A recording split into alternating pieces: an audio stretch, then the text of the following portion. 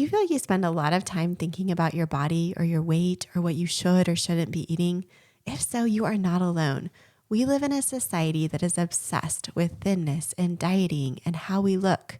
Social media, airbrushed images, and the capitalization of self-care in the form of Botox, body contouring, and other anti-aging, anti-real life bodies that don't move when moving only exacerbate our obsession with perfection or feeling bad about our actual real life bodies that have made humans and made several decades of trips around the sun. We know that ruminating about our food intake or our body or how we look promotes low self-esteem and ties our self-worth to a number on the scale or how we feel like we look in a bikini. Even worse, it can lead to eating disorders and poor mental health. I had the opportunity to interview Kelsey Wickenhauser, a physician's assistant and health coach for the podcast. We discussed nutrition, exercise, and habits to promote physical and mental health and to break free from the cycle of obsessing about our bodies and our weight. We also explore ways to help ourselves and our families be more healthy in order to live into who we want to be or who we feel called to be. Let's dive into the show. Hi, friend. Welcome to the Mental Health Coach podcast. Do you struggle to feel as present and joyful as you'd like to in this season of life? Are you feeling overwhelmed with juggling so much between work, worrying about your kids, and managing all the things? Hi, I'm Jen Alley. I'm a mom, a wife, and a licensed professional counselor. I know that even good lives come with challenges. Parenting struggles, loneliness, marriage problems, trauma, addiction, and financial stress, just to name a few. I have been guilty of trying to get through the hard times alone and presenting a polished exterior while struggling on the inside. In this podcast, I will share brain science, intentional practices, and real-life stories to help you better understand yourself and improve your connection with others. Think of me as your friendly mental health coach. The same way that you turn to a personal trainer for your physical health, I'm here to teach you important emotional and relational skills to help guide you through life's challenges. As a reminder, this podcast is not therapy, but it is a great adjunct to therapy. So if you're ready for some coaching and support as you navigate your life with less overwhelm and more joy, I'm ready to walk beside you. Throw on your tennies, pop in your earbuds, and let's walk and talk. I wanted to jump in and tell you about a new community I am just beginning to build on Facebook. This group will be a safe, private space for podcast listeners to ask questions, find resources, and build community with others wanting to learn more about mental health, wellness, and healthy relationships. Life is so much better when done in relationship with others. See the show notes wherever you are listening to this episode to find the direct link to join the group. Hi, Kelsey. Thanks so much for joining me today. I'm excited to talk to you. Yeah, thanks for having me. It's going to be fun. Yeah, for sure. So Kelsey, can you just tell us a little bit about you and your journey from being, and I don't know if you market yourself more as a wellness coach now. Am I getting that right? Yeah, Christian health coach, I would say, Okay. is what they market it as. Yep. Can you tell us a little bit about your journey? I'm curious about how you got into it and also, where you've landed in your work with clients. Yeah. So I've been a PA for 12 years. And, I've always loved health and helping people to get to the root of why they struggle with making decisions that serve their body. Right. And so being in a medical system with insurance and these 20-minute visits, I couldn't really get to the root of what was going on. And I heard about health coaching in 2019, and I didn't even know that was a thing. I didn't know that people would pay me to help them get healthy.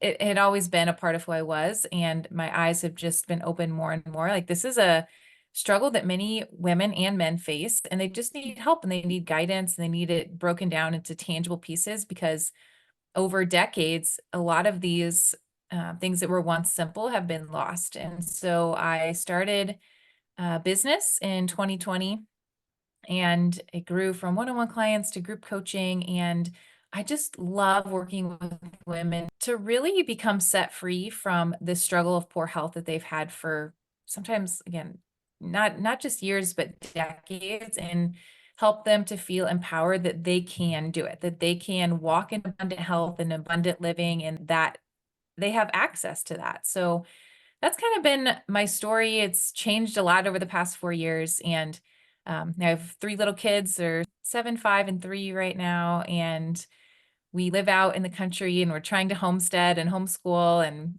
we're just kind of living this crazy wild adventure, and it's a lot of fun. But I think for anybody, when you find a passion, when you find the call in your life and you're able to live it out, that is very helpful in your mental health, because there's no greater joy than living out the thing that you've been designed to do. And so I feel like I get to do that right now. That's amazing. I mean, I think one of the things that I was thinking about when I was listening to you share your story is just for many women, how much time and energy is consumed by feeling bad about yourself or feeling bad about your body or feeling like it should be different than it is. And I think that's more common in men now too, but it just feels like a kind of chronic issue that so many women struggle and, talk about even in therapy on a regular basis. Yeah. Yeah. And if you can just consider, what would life be like if I didn't have all those thoughts all the time about the scale or what to wear or how I look. It's a much freer way to live, to just be healthy and live, right? And so it sounds like that's a lot of what you do too. But we're gonna talk today about how to combine that with your body, which is really important. For sure. And what is your experience as you're working with people? Like, how do you see them move toward greater, like not only physical health, but also how do you see it impact their mental health? And maybe you could even speak to that in your own experience of once you went through your own transformation, just how that impacted your own mental health and wellness. Yeah. Well, I think from a nutrition standpoint, when we're eating processed foods and a bunch of sugar, we get that dopamine rush and then we crash. And then it leads to this cycle of shame and guilt for having done that oftentimes. And then we do it again because we need another dopamine hit. So when we're focusing on eating real food or whole foods, it helps to eliminate that up and down all the time. And I really think of nutrition, it's like putting good gasoline in your car, right? We run better, we can think clearer, we're more aligned with who we're supposed to be. We don't have those ups and downs in energy that gets really draining. And when we eat well and when we feel strong and when we feel sexy around our spouse and when, confident around our friends, all of that, and then we can, again, like we've already mentioned, we can direct those thoughts from obsessing over whatever it is, how our clothes fit, the scale, whatever the pain is that's associated with our health, into things that we're really designed to do. And maybe it'll help your mental health because then you'll have the capability to focus on new hobbies or new adventures or things that light us up, as opposed to having poor nutrition, which is really just sludge in our machine, and our mood feels like sludge. I think also remembering that exercise, it's such a good cure oftentimes to those moments of depression and anxiety. And I've been a PA in family medicine for a long time, and I've literally had patients that have gotten off their meds because they started exercising and allowing us to move our body every day, getting that instant high. And, the hardest part really is starting, right? So go get started Absolutely. with just walking, start with the block, then add a few more, and then add some ankle weights, and just getting over that barrier of getting started and rolling. And once you get momentum in all of these things, you're going to see your mental health improve in so many ways. Yeah, absolutely. It's like the best natural antidepressant, right? Is exercising and moving our bodies. Yeah. And for you yourself, then, what was your own journey in terms of like, did you notice a shift in your own mental health and wellness as you started to eat better and move? I don't know. You sound like you were always very active as an athlete, but when you started shifting your diet and just even like the way that you thought about food. Yeah, I think, I used to try to out exercise a bad diet, and I used to try to save up calories, and it was bondage, frankly, because it was always like, okay, how can I make sure I'm only eating this much during the day so that I can have chocolate or whatever I want to eat for dinner?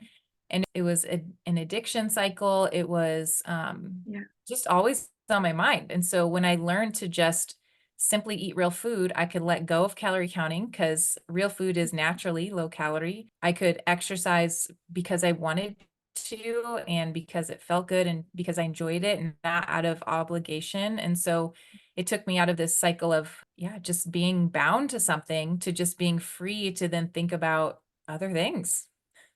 absolutely. Yeah, I love that. And I think I'm thinking like, even for myself, right? I think I struggle to stick with a plan or a program, but it sounds like in some ways what you're saying is if you can shift to whole foods, you don't really have to have a plan or program. Exactly. Am I getting that right? Yeah, and most weight loss coaches will have you count macros or calories or eliminate, carbohydrates, but Mhm. have you heard of blue zones? Are you familiar Yeah. with? But yeah, if you could maybe explain for our listeners what that is for those who haven't seen the different documentaries and things like that. Yeah. So blue zones are areas of the world where a large percentage of the population lives to be 100. They become centurions and they're healthy. They're not in a nursing home and they don't have most of the chronic diseases that we have. So some scientists went out to study what are they doing? How are they living? And so they're eating real food, they're moving naturally, they live in community, they have a sense of purpose, they drink a little wine, they have some fun. But when I think about just this idea of having to spend my life counting something, it's so countercultural to what these people are doing who are just living and healthy for 100 years. And so I think that if we can shift our mindset to eat what's in season, eat the food that grows, and stop eating this man-made processed stuff, then life becomes so much simpler and easy. And yeah, I literally never count anything anymore. I just eat and I live, and it's wonderful. Yeah, that's amazing. So you're talking about the blue zones and these different people. It's interesting. I was playing pickleball the other morning and there was a woman who was 84 years old and she played like that Um, entire hour and a half in the morning. And I was like chatting with her after, like, what are you going to do now? And she said, oh, I'm going to go play tennis for 2 hours. And I mean, we live in Austin. Like, it's kind of chilly today, but it is usually hot, hot. And I was like, "Oh my goodness, like, that's amazing." And then she said, "And then I go work at the nursing home." So I'm so curious about, like, her life, but she had this, like, amazing mentality, like, "Oh, I just love life, and I'm so happy I get to live and be alive." But to your point, I think there's such a difference between existing and then living well. And it seems like that starts now today. Like, it starts like what were choices we're making. She said she had always worked really hard. She was a farm girl. And so I just imagine that, you know, moving her body has just been a part of her whole entire life. Yeah, and when you said it starts now too, I mean, I've had so many patients where they're filled with chronic disease and they're 50 and I'm thinking, "Man, if I could have had a conversation with you 20 years ago, you probably wouldn't be in these shoes." But our bodies are pretty resilient until they're not, and then it's really Yeah. hard to you can heal disease even through plant-based eating and exercise and changing your mindset, but the more that we're proactive, the earlier, the better for sure. I think getting clear on who you're created to be and learning to Yeah. accept, like, I don't care if I have a bikini body, right? Like, that's not my goal. My goal is to be a Yeah. grandma on the ski slopes or rolling around with my grandkids or avoiding medications. So I think if we can help shift the narrative, but it takes a lot. I love what you're saying about having a vision for your life, like having a vision of who you're called to be, what feels important to you, or like what your priorities are. Because it seems like that's probably true for almost everything. We can get caught up in whatever the flavor of the thing is that day, where versus like having this bigger picture vision of this is actually what I'm made for. This is what actually matters to me more than like you say the number on the screen or having a bikini body or whatever that thing is. I'm thinking about all the parents who struggle with energy levels, and I'm just imagining that shifting to more of a whole food diet can make such a difference. And of course, exercise and energy. Yeah, I think for parents, it's hard because we have other people in our home and we don't want to disappoint them. We have to start putting up boundaries. So to improve energy, like you said, whole foods is critical. So making those food swaps, getting your kids involved in the process, having them help you meal plan, meal prep, creating that blue zone in your home so that at least you have that safe place in your home. All of that is really important. And then even seeing movement as a part of your family culture, maybe it's walking together after dinner, Maybe it's setting a boundary like, hey, this time in the morning is for mom to get her gym time or whatever, playing with your kids Mhm. outside and moving. All of those things will improve energy and mood. And then, I was thinking about, okay, how energy, right? A lot of our energy Mm. comes from sleep. And so I think one of the best tips is to put our phone away and go to bed, right? To Totally. stop wasting time on things that don't matter so that you can get up and have that good morning routine. Yeah. Maybe it's a devotional or time in your journal and gratitude. So Mhm. those would be my biggest tips, just simple steps to start. Mhm. No, that's really good. I mean, I think as you're saying that, I'm just thinking about how, like, so much of this, right? Everything from processed food to our phones, like, so much of it is just a quick hit of dopamine. And we're seeking this sort of cheap version of happiness instead of the more fulfilling, deeper, like whether it's like connection or sleep or real food, right? And I think in our culture, we've just gotten so accustomed um, to the quick, like whatever is going to be quickly satiating or quickly feel good versus what's actually good for us. I wonder, so just like, can you just remind Mm. us? So, if we were going to create a blue zone in our house, if you can't homestead, for example, like what would a sort of suburban version of that look like? Yeah, ultimately, it's making the healthy choice the easy choice. So, cleaning out your pantry with all the junk, put your fruit on a bowl on your countertop. Maybe it's putting a gym in your home. Maybe it's having a space with a lot of sunlight that lights you up. Those would be the main things. So, it looks different for everybody.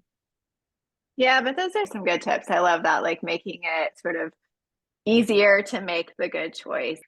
So, Kelsey, is there anything else that you feel like for just the listener who's, I don't know, maybe feeling kind of stuck in a rut or feeling kind of wiped out or tired, or maybe even just feels like, oh, this feels like one more thing. Like, I don't know if I can do this. Like, do you have any words of wisdom or advice or encouragement for that person? Yeah, I think that ultimately it's good to just remember what life can be like for you as you heal from this struggle and to let that drive you forward. Just like we've talked about today, like having that vision. If, you know, most of the time when I talk to women initially, they don't even believe it's possible because they felt so stuck in this. So, write out, maybe create a vision board, do something that helps you to really imagine, okay, if I'm not struggling with my health, what can I do?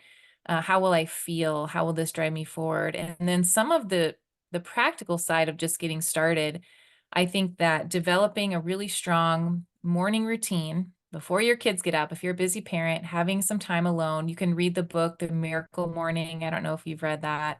I haven't. I'll have Um, to. it's about developing a morning routine. And then with that, a good nighttime routine. So maybe Mhm. it's some skincare and putting your favorite scent, essential oil on and putting your phone away and reading a book and going to bed. And then the other big piece, just practically, is learning to meal plan and prep regularly.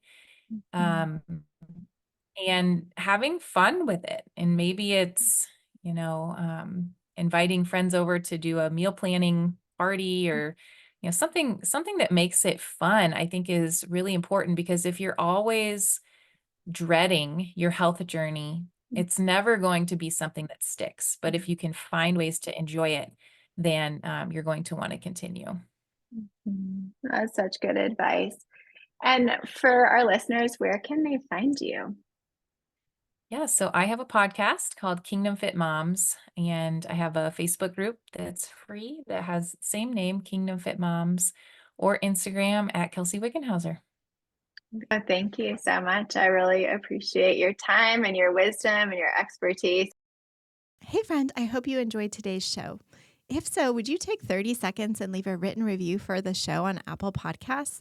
Also, please share the show or your favorite episode with a friend so we can grow our community of like minded parents wanting to feel more present and less overwhelmed in this crazy thing called life with a family. I'll meet you back here next Wednesday with another episode. Thanks so much for listening.